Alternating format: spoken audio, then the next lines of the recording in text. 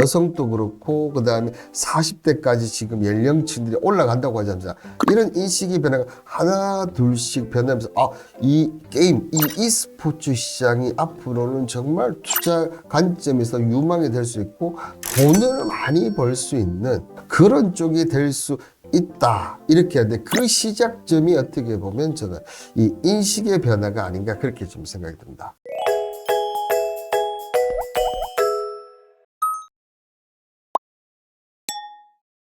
퇴근길에 편안하게 들으시면 투자에 보는 눈이 달라지실 겁니다. 자, 오늘의 이 강은 월드컵 안 부러운 뭡니까? 이 롤드컵인데요.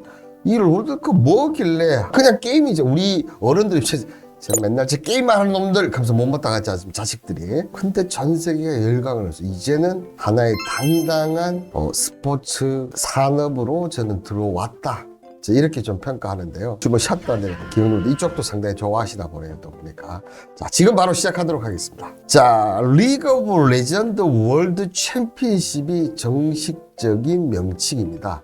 하면 이 리그 오브 레전드 월드 챔피언십은 뭐냐? 미국 게임 회사인 라이엇 게임즈가 2011년부터 매년 연말에 개최하고 있는 세계 최대 규모의 e스포츠로서 한국에서는 비공식적으로 축구 월드컵에 빗대어서 롤드컵이라고 부르는데 특히 롤드컵을 부르는 결정적인 계기가 네이버 e스포츠에서 방영되는 이 리그 오브 레전드 공식 라운지에서 월드 챔피언십 다시 보기 이름을 롤드컵으로 지정하면서 이걸 또 라이엇도 비공식으로 야칭으로 못 박았다고 하네요. 그렇게 되면서 우리나라에서는 이렇게 긴 리그 오브 레전드 월드 챔피언십보다는 어떻게 합니까? 롤드컵 하면서 특히 10대, 20대 이 젊은 세대들이 정말 열광을 하기 시작합니다. 롤드컵은 한국 리그인 LCK를 비롯해서 중국 LPL, 그 다음에 북미 LCS, 그 다음에 유럽의 LEC 등 지역별 상위 리그에서 상위권을 차지한 22개 팀이 선발돼서 가리는 총 상금은 무려 29억이나 된다고 합니다. 정말 엄청납니다. 그죠? 그리고 한국은 2023년까지 총 8번 우승하면서 이 롤드컵에서 가장 강력한 국가라고 했는데 그래서 제가 한번 보니까 정말 2011년부터 해서 한국이 지금 특히 2014년부터 10년도 이때는 그죠? 3년 연속 우승했고 자 그리고 2017년도 이때 지금 한국이 이렇게 됐고 한국적 싸웠지 않습니까? 이때 제가 기억이 그때 좀 신문 기사에 나온 거 기억나는 게 보면 페이커 이상혁 선수 이때는 정말 전성기 때지 않습니까? 2017년 이 결승에서 패하고 눈물을 흘린 장면이 상당히 화제가 됐죠. 그리고 많은 이 롤드컵 시청자분들이 안타까워하고 그런 제가 그런 걸 좀 본 것 같아요. 근데 이번에 이제 또 우승을 하면서 만끽을 했던 것으로 자 기억하고 지금 보면 거의 한국 아니면 중국 그러니까 북미도 있고 뭐 유럽도 있고 다른 지역도 있지만 이 e스포츠만큼은 어떻습니까? 한국과 중국이 양대 산맥이 되어가고 있다는 거죠. 자 어쨌든 이 2023년 리그 오브 레전드 월드 챔피언십이 여러분들 5년 만에 그죠? 이 5년 만에 대한민국에서 지금 열리게 되었죠. 자, 그러면서 이래서 한국은 2014년과 18년에서 2023년까지 총 3회째 롤드컵을 개최할 만큼 롤드컵 쪽에서도 많은 개최를 지금 하고 있다. 자, 여기에 이거 보십시오. 이게 이제 그 결승전 당시, 그죠? 그때 모습인데, 와, 이게 티켓을 구매하려고 난리가 났다고 하더라고요. 그래서 무려 안표가 400만 원, 그리고 뭐 제가 이 뭐 한 게시판에 뭐 이거 1,000만 원, 2,000만 원까지 갔다는 것도 있더라고요. 그래 그 정도로 지금 특히 이렇게 어린 애들이 젊은 애들이 무슨 돈이 있어서 그럼에도 불구하고 이게 1,000만 원, 2,000만 원까지도 결승전 티켓 구하려고 난리가 났었다고 합니다. 여러분들 우리 같은 저희 같은 기성세대는 뭡니까 여러분들 이해가 되지 않죠? 기영님은 우리 페이크는 그저 사랑입니까?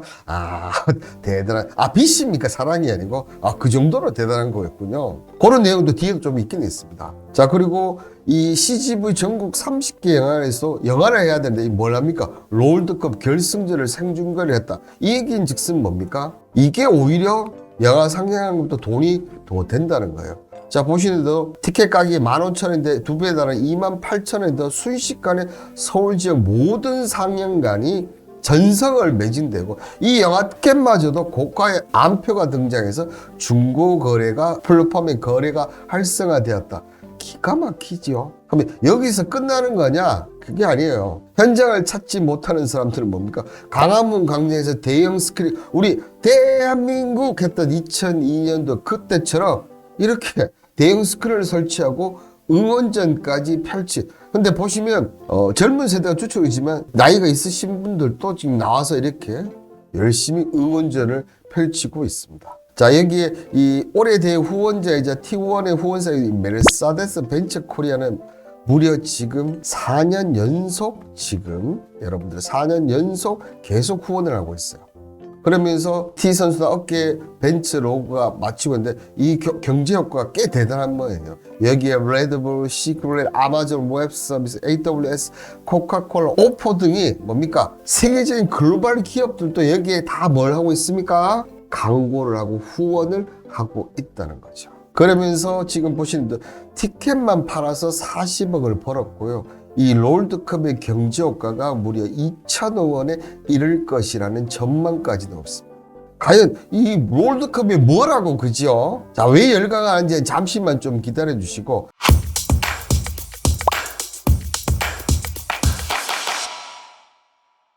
자, 그러면 우리 스포츠계, 특히 스포츠 하면 축구, 그다음에 야구가 가장 유명하지만 그 중에서도 월드컵을 하는 축구만큼 인기 있는 스포츠가 없어요. 하면 이 e스포츠의 이 호날두가 바로 이 페이커라고 하는데, 저도 솔직히 롤드컵 하는 친구들 다 나이가 다 어리다고 하더라고요. 10대가 주축이 이루고 있다고 하는데, 페이커는 거기서 어떻게 보면 거의 스포츠를 따지면 태물 선수인데 아직까지 현역을 있을 정도로 인기가 좋다고 하는데, 이 호날두가 여러분들 아시다시피 그 알나스르와 2025년에 계약한 가운데 연봉이 그때 얼마였습니까? 무려 2억 달러였었고, 지금 사우디는 어떻게 한물 간 선수를 좀 데려온다면 세계적인 가장 축구 선수 중에 음바페 있지 않습니까? 음바페가 연봉이 1억 414만 유로 정도 됩니다. 그 정도로 지금 이렇게 봤는데, 페이커도 같은 경우도 정말 그냥 화면에 나오거나 뭔만 해도 다 이렇게 사람들이 함성을 벌고 관심을 가질 정도 엄청나게 정말 대박인 사람이죠. 이 사람도, 그죠? 이 사람도 정말 엄청난, 저는 왜 그런지는 모르겠습니다만은 기훈님 페이커 보면 간첩이죠. 다행입니다. 저는 간첩은 아니네요. 그죠? 자, 이만큼 인기가 있는데, 자, 이 e스포츠나 혹은 게임을 잘 모르는 사람도 페이커의 이름을 한 번쯤은 다 봤을 거다. 자, 그래서 이 영향력은 1위인데 1위인 페이커는 다른 선수보다 압도적 연봉이 높은데 대략 70억에서 80억 정도 이렇게 한다고 하더라고요. 에이, 그러면 아니 그만큼 e스포츠계의 호날두인데, 저 호날두는 연봉이 1,400억이나 되는데 에이 7, 80억 차이가 너무 난다, 이렇게 생각하실 수 있지 않겠습니까? 근데 찬찬히 한번 보시길 바라겠습니다. 찬찬히 보시면 오, 이렇게 얘기를 하실 거니까. 그러면 지금 보시면 페이커 같은 경우는 돈을 솔직히 몇 백억 몇천을 받을 수 있어서, 왜냐하면 지금 보시는 중국뿐만 아니라 북미까지도 백지수포를 여러분들 제안을 했다는 거죠. 그런데도 돈보다는 어떻게 보면 참 이 페이커라는 청년이 애국심도 상당히 센 것 같아요. 지금 제가 알기로는 T1에 지금 5년째 계속 이렇게 연장 계약하면서 계속 있는 걸로 하는데, 이런 걸 다 포기한 거죠. 근데 한때 이 북미 쪽에서 백지수표에서 얘기했던 최소 금액이 얼마인 줄 아십니까? 여러분들 200억이에요. 200억 이상 줄 테니까 오라고. 대한민국 70에서 80밖에 안 되죠. 북미 쪽에서는 200억 이상 줄 테니까 오라 할 정도로, 그 정도로 가치가 있다는 거죠. JY님이 200억 지렸다. 그리고 이게 보시면 중국, 북미 양쪽이지 않습니까? 자, 그리고 이 인기가 어느 정도냐면, 자, 지금 보시면 페이커가, 저는 몰랐는데 아프리카 TV 한 방송을 한번 했나 봅니다. 그래서 한 3시간 정도 방송했는데 3시간 또 하루 만에 별풍선을 10만 개를 받았다고 합니다. 특히 뜨뜨라고 게임하는 BJ로 좀 알려져 있는 애죠. 별풍선 1만 개를 선물해서 페이커 방송국의 회장님이 등극하기로 했다. 그러니까 얘는 그냥 게임하는 거 그냥 보여주기만 해도 이렇게 진행을 했겠습니까? 뭘 했겠습니까? 당연히 게임을 했지 않겠습니까? 그냥 게임만 해도 그냥 지금 보시면 최소 지금 3시간에 1,000만 원? 그럼 게임을 계속 하면 이게 1년을 치면 얼마입니까? 3억이죠. 근데 이 시간을 더 늘려보십시오. 제가 볼 땐 아프리카 방송만 해도 저는 개인적으로 봤을 때 이 페이커 같은 경우는 100억 이상을 벌지 않을까. 만약에 그게 또 연속이 된다면 이 아프리카 TV도 저는 엄청나게 더 올라가지 않을까, 그런 생각을 합니다. 그만큼 이 페이커란 사람이 대단한 것 같아요. 그러면서 지금 페이커는 자 봉준호 감독 그다음에 손흥민 방탄소년단 나란히 한국의 엘리트 4라고 불리면서 중국에서 김연아를 포함해서 한국의 5대 국보라까지로 불리고 있다는 거죠. 이 페이커 대답은 국보라 불리면 당연히 기분은 좋은데 겸손한 모습을 이제 보여주면서 역시 성공하는 사람들은 다 겸손을 해야 되는구나 이렇게 좀 생각이 들고, 자 그러면 이 페이커는 어떻게 보면 이제 뭐라고 설명하면 대체 불가능한 가치의 선수다. 그리고 우리는 페이커 시대에 살고 있다. 그만큼 이쪽 세계 e스포츠계에서는 페이커가 엄청난 존재라는 겁니다.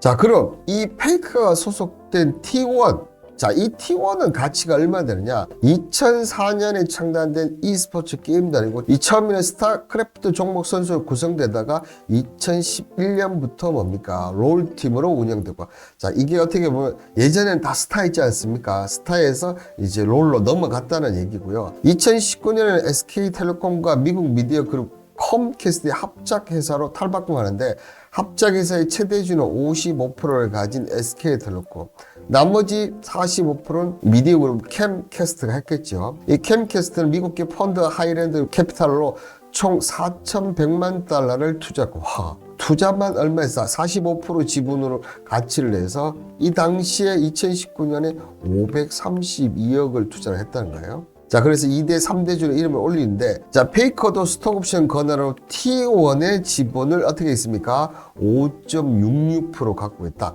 자 이 얘기는 즉슨 뭡니까? 페이커 지분이 한 60억 정도 된다는 거죠. 근데 이거 매년 배당을 받겠죠. 그리고 지금 이 가치가 얼마 정도까지 올라가느냐, 자 보시면 T1은 2024 롤드컵으로 우승으로 지난 2013년, 15년, 16년 이어 총 4번의 롤드컵 우승을 기록한 가장 많은 우승한 팀이고요. 이에 포브스는 지난 2020년 T1의 기업 가치를 1억 5천만 달러, 하나로 약 1946억 달러로 되어 있다는 거죠. 그러니까 지금 불과 1년 만에 회사 가치가 2배가 됐다는 얘기입니다, 여러분. 그냥 이 T1이라는 회사가 앞서 2019년도에 그 미국계 캐피탈리스트가 들어올 때보다 1년 만에 2배가 됐다. 그러면 지금은 2023년이죠. 그냥 단순으로 계산하면 지금은 얼마 정도 되냐? 한 8천억 정도 된다는 겁니다, 여러분들. 그러면 페이커도 지분이 한 5%가 6% 갖고 있었다고 하죠. 이걸 지금 이걸로 한 사람은 어떻게 됩니까, 여러분들? 한 500억 가까이 되는 거네요. 그죠? 대단합니다. 정말 대단하구나. 그러면 뭐 T1든 페이커든 이 롤드컵 왜 이렇게 전 세계가 열광을 하느냐, 여러분들. 이게 오늘 가장 중요한 내용 아니겠어요, 그죠? 자, 앞서도 얘기했듯이 이 메르세데스 벤츠가 이 리그 오브 레전드 월드 롤드컵을 4회째 자동차 기업으로 유일하게 했다는 거죠. 그러면서 자 서울과 부산에 진행된 세계 최대 e스포츠 이벤트 리그 오브 레전드 월드 챔피언 지원에 나섰다고 이렇게 막 밝혔어요, 그죠? 그래서 서머너스 컵을 두고 결혼의 행사다. 여러분들 잘 생각해보세요. 벤츠는 주로 어느 쪽에 하냐면 이 4년 연속 한 데가 어디냐면 지금 박인비 후원하는 인비테이셔널 골프 대회 4년 연속 벤츠가 후원을 했습니다. 그러니까 주로 젊은 쪽보다는 40대, 50대, 60대 벤츠를 바로 구매할 수 있는 연령대 이쪽이지 않습니까? 이런데 지금까지 후원을 했었는데 그와 버금가는 4회 연속한 게 바로 롤드컵에 후원을 했다는 겁니다. 메르세데스 벤츠는 2039 세대가 주육지 롤드에 공을 들인 이유는 자 40대 이상이 한정되어 있는 현재의 고객층을 다변하기 위해서다. 그러니까 특히나 지금 향후에 이 전기차 브랜드의 핵심 타겟층이 2030. 자, 2030을 우리가 뭐라고, 무슨 세대라고 합니까? 뭐, 젤파, 알파 세대라고 부르죠. 이 세대를 먼저 메르세데스 벤츠는 선점을 하는 효과를 지금 누리고 있다는 겁니다, 여러분들.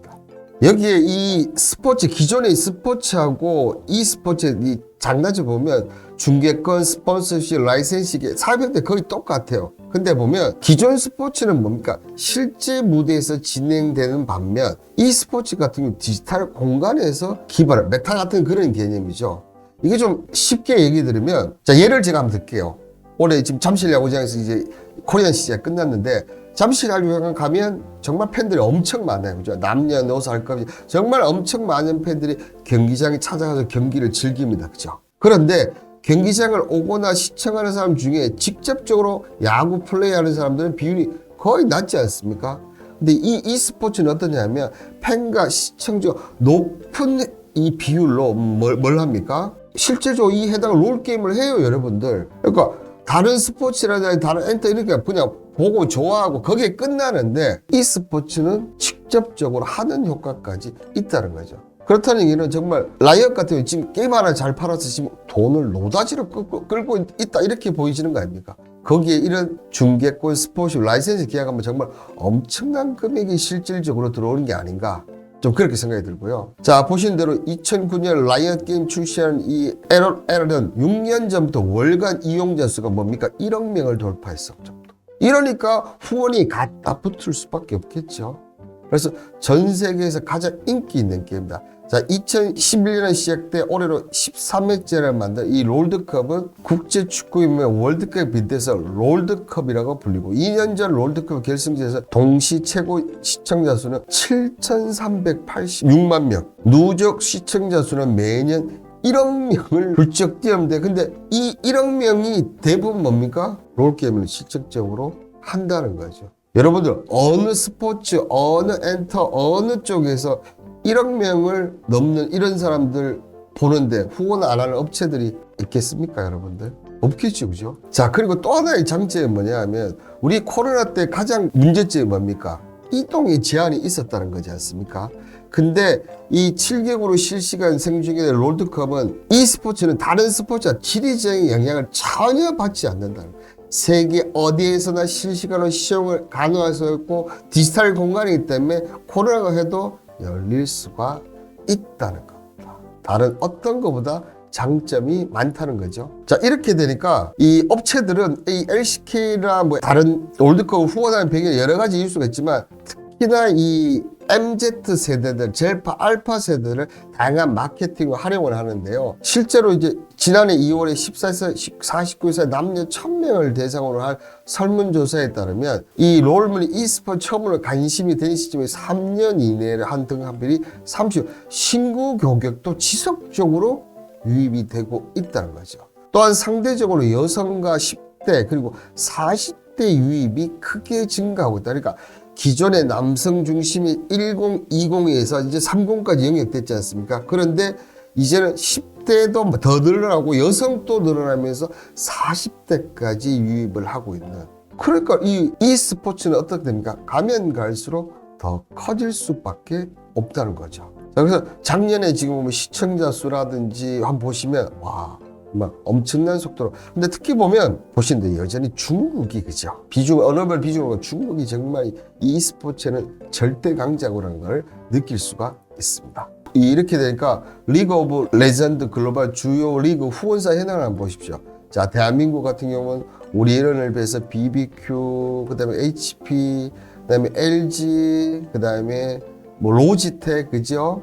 그다음에 시크릿캣, CGV 뭐 여러 가지 업체들과 지금 계약을 하고 있고, 자, 중국은 어마어마합니다, 그죠? 자, 메르세데스 벤츠부터 해서 스포츠야 나이키, 그다음에 식품 뭡니까? 제가 지금 잘 모르겠어요. 유통은 JD, 정말 다양한 업체 쪽에서 그죠? 어떻게 보면 2030 세대에 국한되어 있다면 이제 점점점 이런 폭이 다양해지고 있다는 거고, 자, 유럽 같은 경우도 지금 이렇게 많이 있고, 자, 북미 같은 경우도 보시면 이렇게 많이 있는데 여기 보면 삼성 SD도 있고 보라이어전도 있네요. 마스터카드도 있고 레드볼도 있고 참 많습니다. 그죠? 자, 그리고 HBO도 방송 채널까지도 이 e스포츠를 후원을 하고 있다는 겁니다. 그러니까 각각의 LCS, LEC, LPL, LCK 다 각각의 이렇게 엄청난 후원을 지금 하고 있다는 겁니다. 여기에 또 보시면 스포츠 같은 경우는 신체 접속이 수반될 수밖에 없어요. 그래서 팬데믹 이런 것들 중단되는 경우가 많지만 e스포츠는 물리적인 접촉이 필요 없고 가상 공간에 벌어지기 때문에 e스포츠 충분히 발빠르게 융통성 있게 전환이 가능하기 때문에 중단이 없거나 뭡니까? 최소화하거나 이런 가운데 스폰서 기업 때 마케팅 리즈, 그러니까 둘 다 서로 윈윈이라는 얘기예요. 다른 어떤 값어치보다 더러 윈윈이라는 얘기죠. 페이커랑 같이 자란 세대로서 가슴이 웅장해지면 웅장해지. 저도 뭐 아까 얘기만 들어도 좀 웅장해지던데요. 이 산업이 어느 정도 발전이 되었는지 이 중국의 e스포츠 산업의 현주소를 보면 우리나라가 아직 더 크게 더 성장할 가능성이 높다는 것을 여러분들 알 수 있을 텐데요. 자, 이른바 이 롤드컵이라고 불리는 LOL 월드 챔피언십 e스포츠 경기는 전 세계적으로 열풍이 중국도 예외가 아니고 중국이 가장 크게 있고 한국이 SK라면 중국은 LPL이 있는데 2022년 LPL 결승장 관람객 수가 514명으로 같은 해 e스포츠 관람객 1위를 차지했고 최근 개최된 종합 모바일 스포츠 게임에서도 60개 경기를 7만 명 이상 참가 신청자가 몰렸으며 오프라인 시청이 10만 명 온라인 시청자 수가 여러분들 몇 개입니까? 53억입니다. 53억 부. 그 월드컵이나 인기 있는 드라마 그 어떤 것보다 이 월드컵이 더 중국에서는 대단하다는 거죠. 여기에 여러분들 지금 올해 이제 항저우 아시안 게임이 처음으로 이제 정식 종목 e스포츠가 이제 채택이 됐다는 겁니다. 그러면 당연히 우리나라도 어떻게 됩니까? 금메달 가능성이 상당히 높겠지, 그죠? 그래서 이 펜타스톤부터 해서 몽상국 2까지 금메달 7개를 놓고 한다는 거죠. 배틀그라운드도 있네요, 여러분들. 배틀그라운드도 있네요. 그래서 이제는 어떻게 보면 지금까지는 스포츠가 아닌 정말 그죠? 이코노미, 디지털 이런 쪽에서 어떻게 보면 또 특히나 스포츠 했을 때 부모들이 아이고 저런 거 하면 안 돼 이렇게 하는 분은 없지 않습니까? 게임하는데 저놈의 새끼 제가 맨날 게임만 하는데 자 이제는 정식 종목으로 채택이 되고 여기서 금메달 따면 군대도 면제받을 수가 있겠네요, 여러분들. 안 그렇습니까? 이 2020년부터 2025년까지 이제 중국의 e스포츠 산업 시장 규모를 이렇게 특히나 모바일 쪽은 앞으로 계속적으로 향상하고 있고 그 다음에 PC 쪽 스포츠계도 올라가고 생태 스포츠계도 점점점 계속 올라가는 부분들이 보여집니다. 물론 다른 부분 좀 내려온 부분들이 있긴 있지만 연속적으로 계속 좀 올라오고 있고 이 중국 인기 e스포츠 게임 면대기 보시면 뭐 PC발 모바일 버전 따로 있지만 저는 이제 PC 게임만 갖고 왔어요. 자 보시면 스마일게이트 그리고 리그 오브 레전드 롤 게임이죠. 그 다음에 뭐 저는 게임을 잘 모릅니다. 이 베이블, 그 다음 배틀그라운드 뭐 이런 거인데 지금 보면 이 중국의 e스포츠 게임이 안 되면 미국 쪽에 가장 좀 많고 그죠? 그 다음에 중국 하나, 한국이 2개 정도. 한국이 이 e스포츠에서는 특히 게임 회사 쪽에도 엄청난 강국입니다, 정말. 이경님이 중국이 e스포츠 산업을 키우는 건 괜찮은데 우리나라는 인재들이 빼가는 듯한 느낌에서 좀 강합니다. 어떻게 보면 중국의 게임 산업을 우리가 키워줬다고 볼 수도 있죠.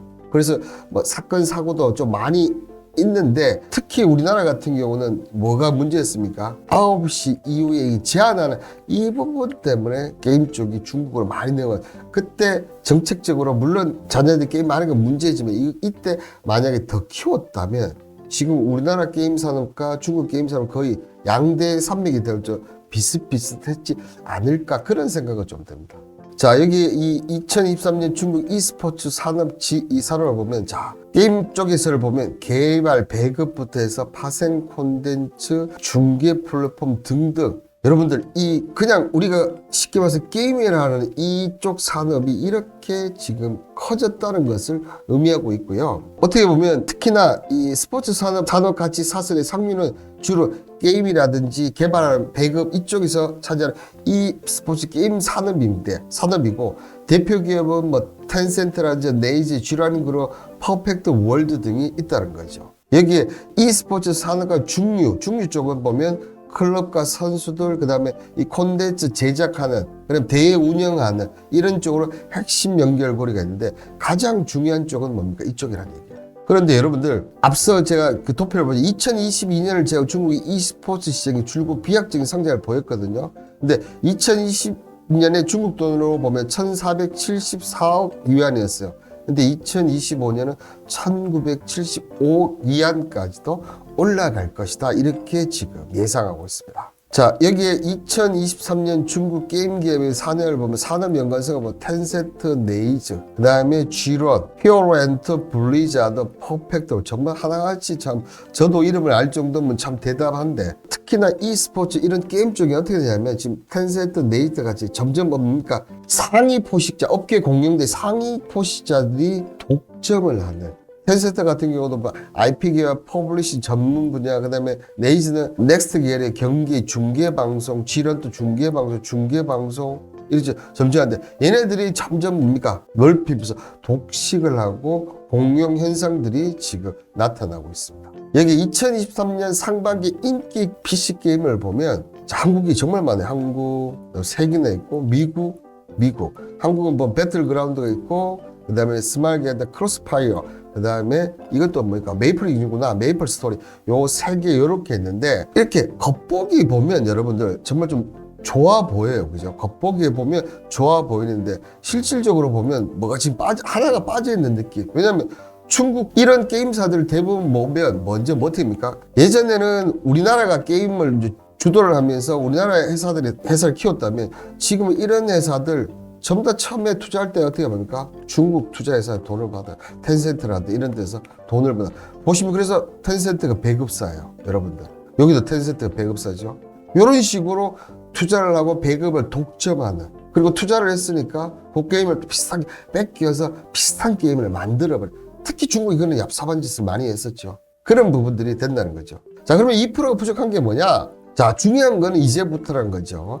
이처럼 높아진 관심을 e스포츠 산업 전반적으로 확산시켜야 되는데 대표적인 것이 e스포츠 중심이라고 해서는 핵심 게임 지식자, 역시 지식재산, 이 IP 확보가 정말 중요하다는 거죠. 2006년도 중소게임사이다 라이언 게임즈는 이 LOL이라는 단 하나의 IP로 e스포츠 대기업 흥행시켜 일약 글로벌 게임사로 도약을 했어요. 이 한 게임에서 어떻게 보면 평생 지금 먹고 사는 거였어요.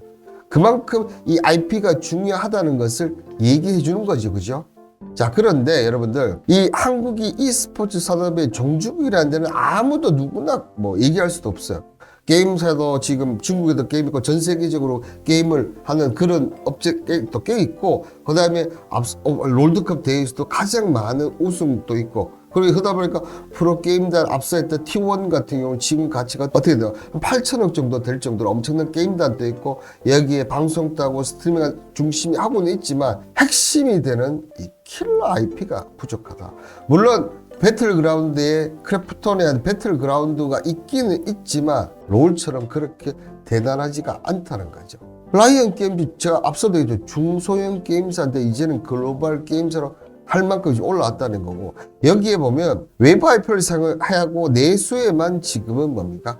그치는 수준에 거치고 있다는 거죠. 그래서 이게 저는 개인적으로 이런 쪽, 그러니까 정부의 정책적인 부분도 분명히 크게 영향을 미칩니다. 그래서 제가 앞서 얘기 드릴 때 이 9시 이후에 미성년자를 막았던 부분들이 어떻게 보면 우리나라 게임 산업을 상당히 후퇴를 했다는 데는 다들 알고 계실 거고 이분이 상당히 큰 역할을 했었어요. 그런데 여러분들 지금 어떻게 보면 가장 중요한 것은 인식의 변화가 좀 있어야 된다는 얘기입니다. 그러니까 우리는 지금 게임을 하면 뭡니까? 예전에 연예인들은 뭐라고 합니까? 딴따라 이렇게 얘기를 했죠. 지금 부모님이나 지금 사회적 이런 쪽 인식을 보면 게임을 해서는 먹고 살 수도 없을 뿐더러 게임을 하는 놈은 딴따라 같은 이런 취급을 받다 보니까 뭐 페이커라는 이런 정말 세계적인 인물을 갖고 있고 세계적인 대체 불가능한 토큰처럼 그렇게 엄청난 사람을 갖고 있으면서도 불구하고 게임을 한다, 게임 선수가 된다 하면 야, 말도 안 되는 소리 하지 마. 너는 공부해서 뭐 의사, 변호사, 이런 훌륭한 박사, 이런 훌륭한 사람이 돼야지. 게임에서 저는 페이커처럼 되겠습니다 하면 너 뭐 하는 새끼야? 이렇게 나오는 이런 인식의 변화가 나와야 된다는 거죠. 자, 그런데 지금 어떻습니까, 여러분들? 자, 이런 롤드컵도 개최를 하고 있고, 그죠?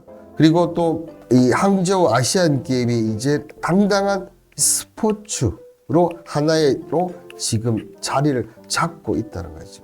이런 것들이 하나 둘씩 어떻게 됩니까? 인식의 변화들을 갖고 오면서, 그리고 앞서도 얘기했지만 여성도 그렇고 그 다음에 40대까지 지금 연령층들이 올라간다고 하지 않습니까?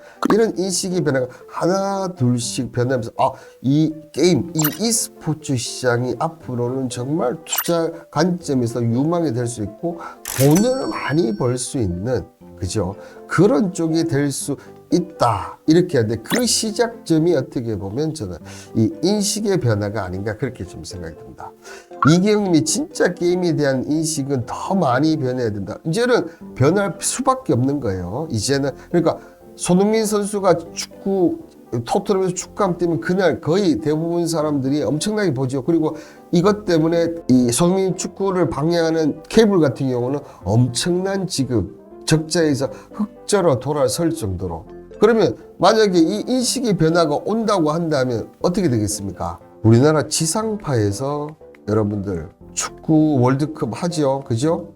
월드컵 중계하죠? 맞습니까? 아닙니까? 하시지 않습니까? 그리고 야구 같은 거 코리안 시리즈 중계하죠? 근데 롤드컵 지상파에서 한다는 얘기 들어본 적 있으십니까? 없어요. 그런데 만약에 지상파에서 이 롤드컵을 중계하는 그런 날이 온다면 어떻게 된다는 얘기죠?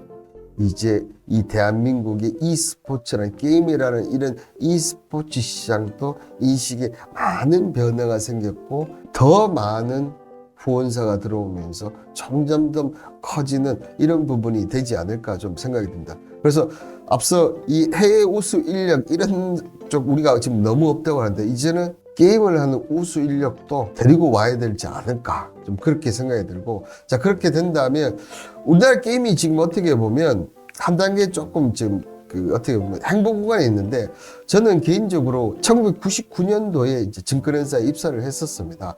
그때 이거 100년을 투자를 해서 10년을 투자해서 그 중에 제가 첫 번째로 꼽았는 게 삼성전자가 아니고 NC소프트였어요. 그 정도로 한국 게임 시장 그때는 좀 근데 그때보다 좀 많이 지금 죽었고 중국의 주도권을 뺏겼지만 이런 이 e스포츠 시장의 변화, 인식의 변화가 온다면 이 NC소프트 같은 이런 회사들이 달라질 수가 있을 것 같고 이때 제일 가장 필요한 게 뭔가 이 IP를 얼마나 어떻게 들고 있는지 그리고 이런 IP를 통해서 세계적인 글로벌 게임 롤드컵 같은 게임 대회를 견다면 다시 중국을 능가하는 e스포츠 그리고 게임 산업이 부활하지 않을까 생각이 듭니다. 자, 오늘 롤드컵 관련해서 제가 이제 투자 관점에서 어떻게 보면 롤드컵에 관련된 게임보다는 투자 관점에서 좀 설명을 드렸는데 여러분들 오늘 방송 내용이 어떠셨는지 모르겠네요. 오늘 방송 내용이 마음에 드셨다면 구독과 좋아요 그리고 댓글 꼭 좀 달아주시면 감사하겠습니다. 여러분들 구독은 정말 방송을 준비하는데 많은 힘이 됩니다. 자, 오늘 영상은 이것으로 좀 마치도록 하고요. 오늘 하루도 너무 수고하셨고 여러분의 투자 도움이 되는 투자 캠퍼스 홍반장은 이번 주 목요일 6시에 어김없이 찾아뵙도록 하겠습니다. 여러분들 굿밤 보내시길 바라겠습니다. 감사합니다.